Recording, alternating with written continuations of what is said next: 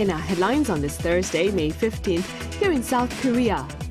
Economy amid the growing presence of artificial intelligence, a key focus of pledges by presidential contenders as they address voters with promises to promote public livelihood.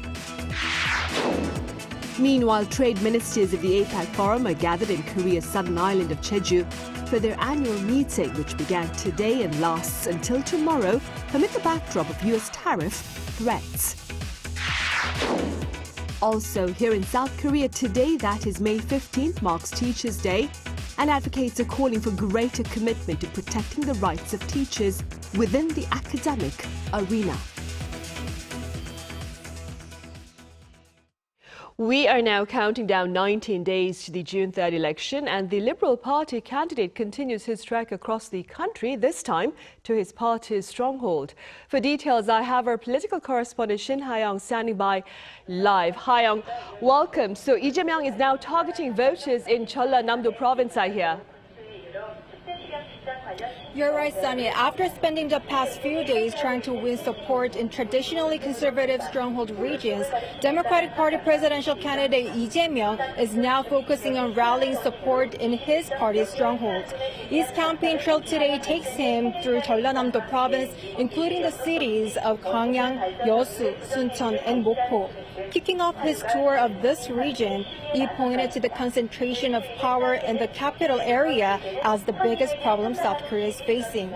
And he also emphasized balanced regional development, which is one of Lee's 10 major campaign pledges.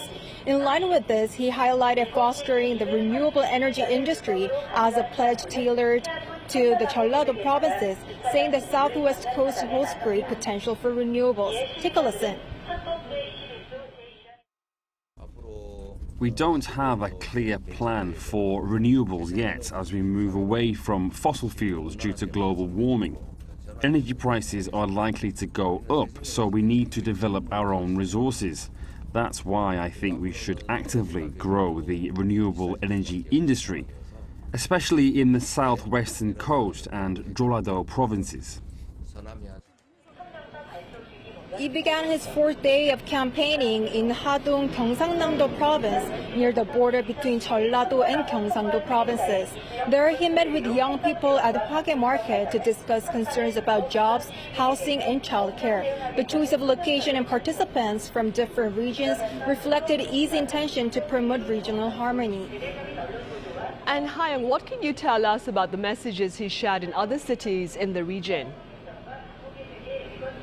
Well, Sunny, he visited Gwangyang, promising to strengthen the steel and logistics industries. During his speech, he also criticized former President Yoon Suk-yeol for misunderstanding his role as a president. Take a listen. If someone forgets they're a public servant and starts acting like a ruler, they should be held accountable.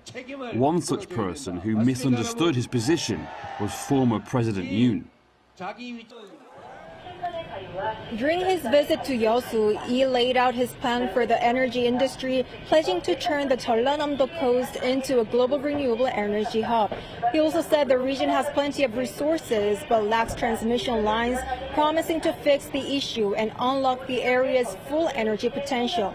And he will wrap up Thursday's campaigning in Mokpo, the birthplace of former Liberal President Kim Dae-jin. That's all for this hour. Sunny? All right, Ha-young, thank you for that coverage from the Liberal camp. Up next, we turn to the Conservative camp, whose contender Kim Moon-soo is back in the capital city after a three-day tour of the southeastern part of the country. For more on this, I have my colleague Kim Do-yeon joining me live. Do-yeon, it's great to have you on. So Kim is back here in Seoul. What has he been saying? That's right, Sunny. Kim is back in the capital, and while there weren't any big rallies for supporters, he did stop by here during the day multiple times, possibly taking time to sort of regroup the campaign committee before he heads out again. But one of the big moments came as he held a press briefing here. He apologized once again for the declaration of martial law by the party's former president. Take a listen. So I sincerely and respectfully apologize to those struggling to make a living outside of the capital region, to many whose lives have become more difficult, to those feeling weighed down or disheartened, and to all affected by the deepening divisions in public opinion. Kim called the martial law declaration inappropriate, saying even if it's within a president's authority, it should only be used in true national emergencies beyond what the police can handle. As for impeached former President Yoon Suk-yeol, Kim made clear he has no plans to expel him, saying that the decision to leave is up to Yoon himself. That comment came, of course, after the party's new interim leader, Kim Yong-tae, told the media that the idea of expulsion could be considered during the campaign, and he reiterated this point just moments ago, saying that he will suggest it to President Yoon himself. Now, all this reflects Kim's balancing act, trying to hold on to party loyalists while also reaching out to undecided voters, many of whom opposed the martial law move. Meanwhile, Toyon, I hear the Conservative Party, it's also ramping up its rebuke of the Liberal Party's pressure on the Supreme Court. Could you explain this for us? Sunny, that's right. One of the tactics that the PPP has had all along was to emphasize DP Lee Jae-myung's legal risks. Now, we saw the Supreme Court recently send a bill back to a high court for a guilty ruling on him. So after that, the DP has been pressuring the Supreme Court, trying to summon Chief Justice Cho Hee-dae for a hearing, and even starting a bill for a special probe into him with a potential impeachment motion as well. And because of this, Kim and PPP lawmakers took the time to go to the Supreme Court to protest against DP's actions. Take a listen. They say democracy is about the rule of law. But have you ever seen anything so absurd? A criminal threatening a judge, summoning a judge for a hearing, launching a special investigation into a judge, or even trying to impeach a judge. Have you ever heard of such madness? Now, in the meantime, Kim also tried to appeal his diplomatic side to voters by visiting interim U.S. Ambassador to South Korea, Joseph Yoon, at his residence. While the two's discussion is undisclosed due to diplomatic reasons, Kim's chief of staff says the two discussed the Korean Peninsula and tariff issues candidly. That's all for now. Back to you, Sunny. All right, Toyon, thank you for that coverage from the Conservative camp. Also, on the campaign trail, Reform Party candidate Lee Jae-myung sat down with students at Seoul National University of Education in light of Teachers' Day today. The talks took place as expected over lunch as he continued his campus cafeteria outreach to college students. Earlier on this Thursday, he announced prison reform, proposing inmates participate in higher value labor such as machinery assembly and digital operations rather than simple tasks like sewing and cleaning. He added such labor would serve to raise the standard of economic and social contribution by those incarcerated. Meanwhile, in response to inquiry about a collision with the main Conservative camp, he condemned those seeking, quote, political engineering. And economy amid the growing presence of artificial intelligence is a key focus of the presidential contenders as they address voters with pledges to promote national interests. Our correspondent Moon Hae-ryun reports. One theme is impossible to miss in the candidates' pledges as the country gears up for a pivotal presidential election: the economy. Both leading candidates, Lee Jae-myung and Kim Moon-soo, have packed their campaigns with economic and business-oriented policies, reflecting rising voter anxiety over Korea's stunted growth trajectory and external uncertainties. This year, there is an unprecedented emphasis on artificial intelligence, with Lee Jae-myung listing it as his top pledge, while Kim Moon-soo places the initiative second. We need to take a look at what role our national community should play in preparing for an AI-driven society. For the initial takeoff, we need to pour in concentrated funding and scout top talent from around the world. Both propose mobilizing 100 trillion Korean won in investment, approximately $71 billion, but their approaches differ. Lee focuses on universal access through the AI for All project, which would offer free advanced AI services, including a Korean version of ChatGPT to all citizens. In contrast, Kim aims to strengthen the entire AI ecosystem by supporting unicorn firms and training 200,000 young AI professionals through expanded AI graduate programs and software-centric universities. Although less prominent in the polls, Lee Jae-myung, the former People Power Party leader, now running as a third-party candidate, addresses AI in his pledges to improve regulations and foster talent. Another pressing issue in this election is trade, particularly as reciprocal tariff exemptions from the United States expire just a month after the elections. Kim's top pledge is an immediate South Korea-US summit and the launch of new tariff negotiations. Lee takes a more cautious approach, saying that negotiations with Washington need to be taken at a slow pace. While he acknowledges the need to respond pragmatically to shifts in the global order, he provides fewer details about trade or alliance building. Despite these differences, both candidates deliver the same message. The economy is the defining issue of this election. 문혜련, Arirang News. Meanwhile, trade officials of the Asia-Pacific Economic Cooperation have kicked off their two-day meeting in the southern island of Jeju today against the backdrop of tougher trade conditions in light of U.S. tariffs. Our foreign affairs correspondent Peunji is there. Top trade officials from 21 Asia-Pacific Economic Cooperation member states, including the U.S. and China, have gathered here on Jeju Island ahead of the APEC Leaders Summit later this year. Led by South Korea's Minister for Trade Chung In-gyu, this is the first time in 20 years that the country is hosting the APEC Trade Ministers meeting. I hope today's MRT meeting will lay a solid foundation for dialogue and collaboration to overcome the political and economic challenges as well as uncertainties that we encounter.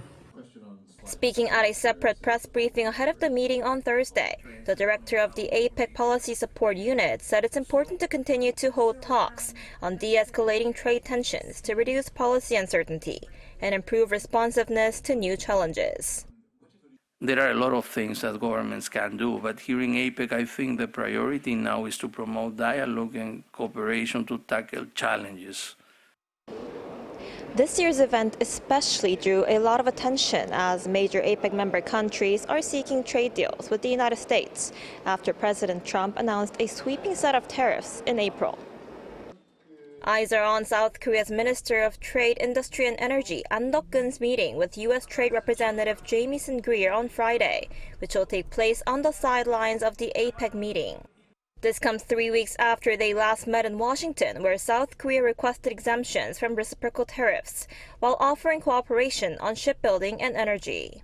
Both sides are currently working to produce a package of deals to remove new U.S. tariffs before the July 8th deadline, when the 90-day pause on reciprocal tariffs is lifted. And with trade officials from the U.S. and China both here in Jeju, a meeting between them on Thursday afternoon is also being closely watched, especially after the two countries last weekend in Geneva agreed to temporarily lower most tariffs in a bid to defuse the trade war. Eyes are now on whether they will be able to come up with further deals on tariff cuts or export controls. Peunji, Arirang News, Jeju.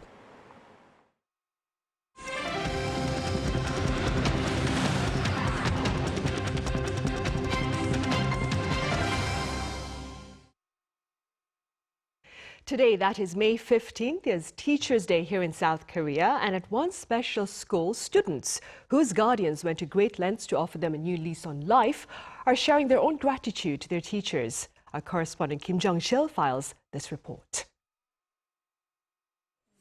At first glance, it looks like any other Teachers' Day celebration in South Korea. Students handing over carnations, writing thank you notes, and singing songs for their teachers. But at this school, those small gestures carry a different weight. Hangyeole Middle and High in Gyeonggi-do Province is the only school in South Korea dedicated to students from North Korean backgrounds, whether they arrived themselves or were born to defectors, sometimes even in third countries along the way. Here at Hangyeole School, where all the students come from North Korean backgrounds, Teachers' Day may seem like any other, but it also reflects how they're adjusting to life here in the South.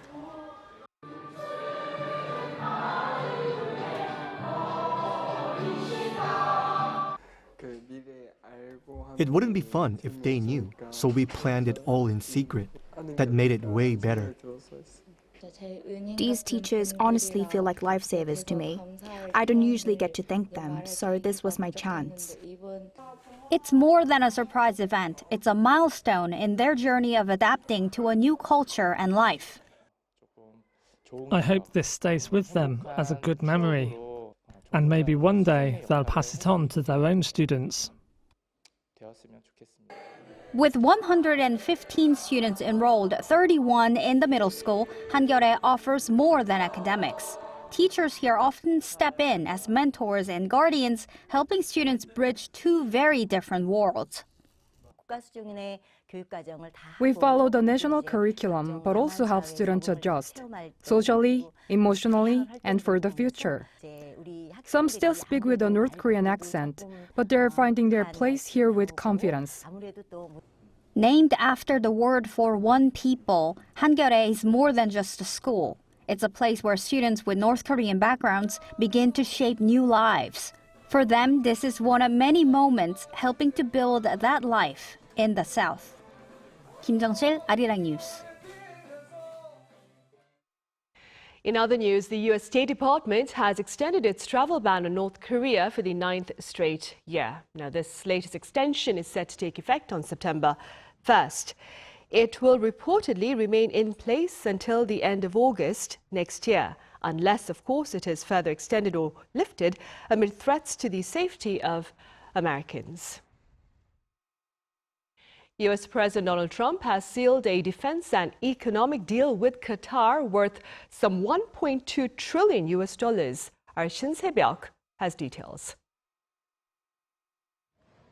U.S. President Donald Trump, currently on a 4-day Gulf tour, signed a series of major security and economic agreements worth at least $1.2 trillion with Qatar on Wednesday.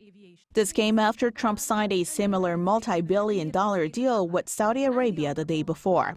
According to the White House, the package aims to boost U.S. exports and attract foreign investment in exchange for enhanced security cooperation. The package includes a record-breaking deal for American aircraft maker Boeing to supply Qatar Airways.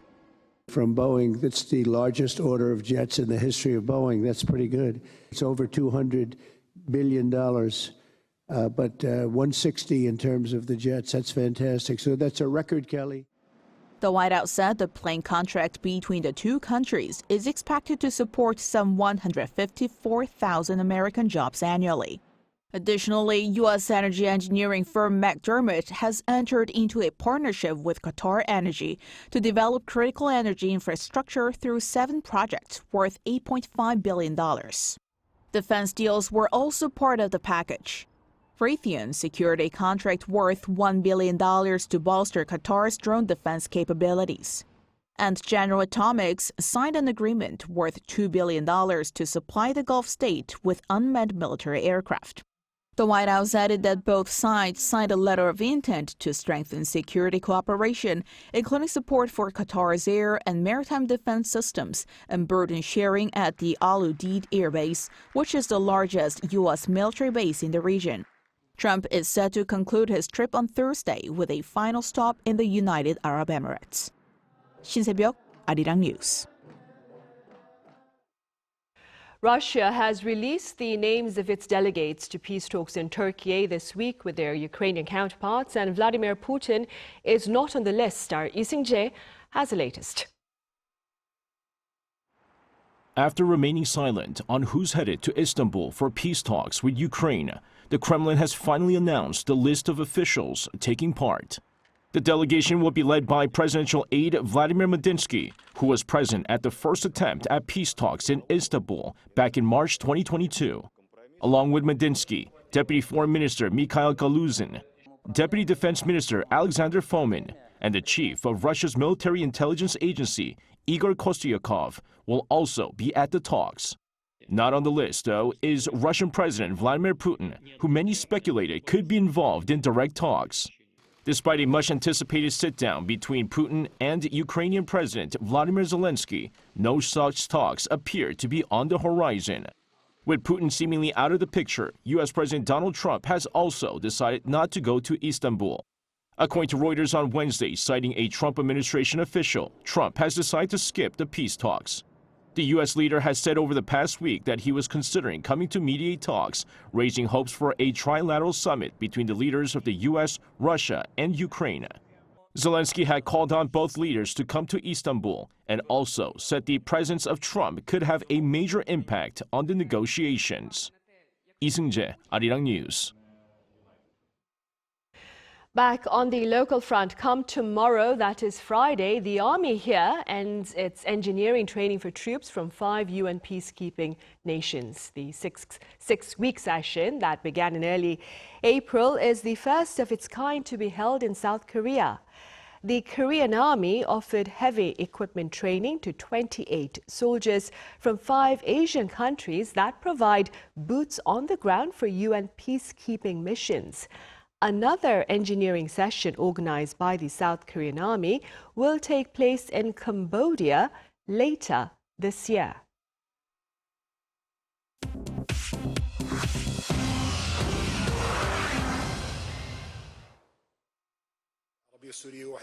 This is The World Now, bringing you the latest stories from around the globe. Following U.S. President Donald Trump's reinstatement of a maximum pressure policy on Iran and a series of recent nuclear talks between Washington and Tehran, the United States has issued new sanctions targeting Iran's ballistic missile program.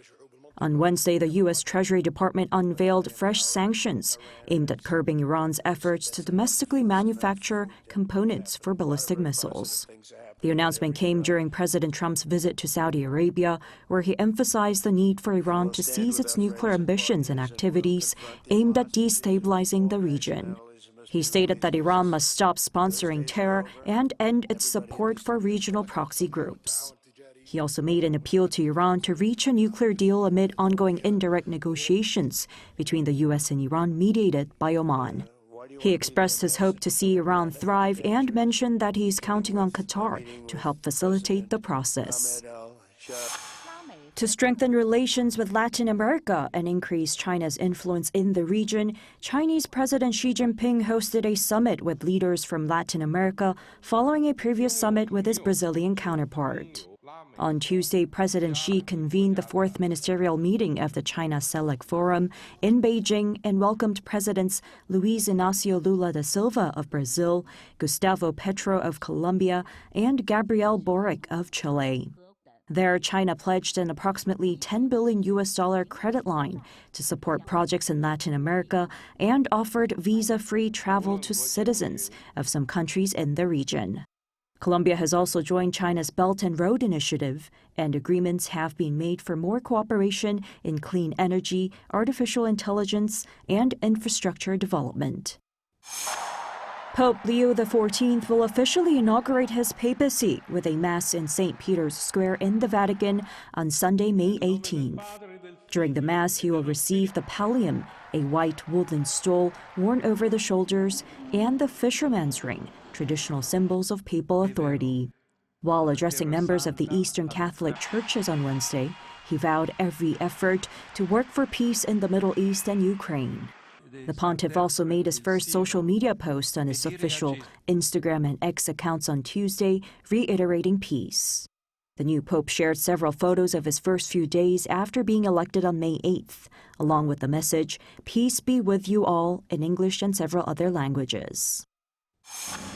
In Austria, 2 new giant pandas from China, female Lan Yuan and male He Feng, found new homes in Vienna's Schönbrunn Zoo on Wednesday.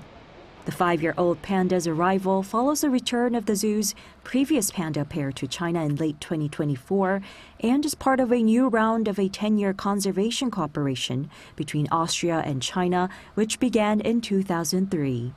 The China Wildlife Conservation Association and Schönbrunn Zoo have prepared and made every effort to ensure the safe and smooth arrival of the young pandas to the zoo after they underwent a quarantine period since their initial arrival in Vienna in April. The pandas can now be seen by the public in their newly renovated enclosure at the zoo. Choi Ji-hee, Arirang News.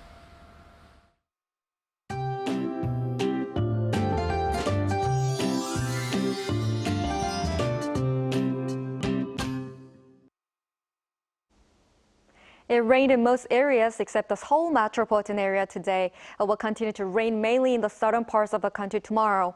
In particular, heavy rain will be concentrated around Jeju Island and the south coast. In the mountainous areas of Jeju Island, there will be strong rain of around 20 to 30 millimeters per hour. There will be showers around the central parts of the country tomorrow afternoon. The amount of rainfall is not too much at around 5 to 20 millimeters, but there is a possibility of sudden heavy rain, gusty winds, thunder, lightning, and hail. Tomorrow morning, Seoul and Chuncheon will start off at 16 degrees Celsius, Gwangju at 19 degrees. Highs will move up to 24 degrees in Seoul and Chuncheon, 25 degrees in Daejeon and Gyeongju. Clear skies will come back on Sunday across the country. That's all for Korea. Here are the weather conditions around the world.